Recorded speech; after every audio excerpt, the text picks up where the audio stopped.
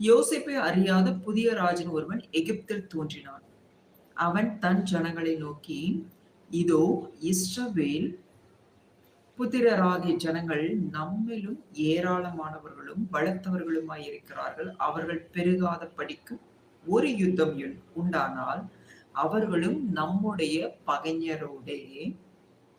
நீங்க கவனிக்கணும். உங்களுக்கு விரோதமான காரியங்கள் உங்களுடைய தொழில்ல இல்ல உங்களுடைய காரியங்கள்ல பலமான சில விஷயங்கள் நடக்குதுன்னா அதனுடைய பின்னணி என்ன, நம்ம அதுல என்ன செயல்படணும், எதை கூர்ந்து கவனிக்கணும், அதுல கவனிச்சு நம்ம அதை எப்படி ஹேண்டில் பண்ணணுங்கிறத நீங்க இதுல புரிந்து கொள்ளணும். அதற்காக தான் ஆண்டவர் இந்த அத்தியாயத்தை எடுத்து நமக்கு இந்த காலை வேளையில தியானிக்க அவர் கிருபை கொடுத்திருக்கிறார். ஹalleluya. நல்லா கவனிங்க.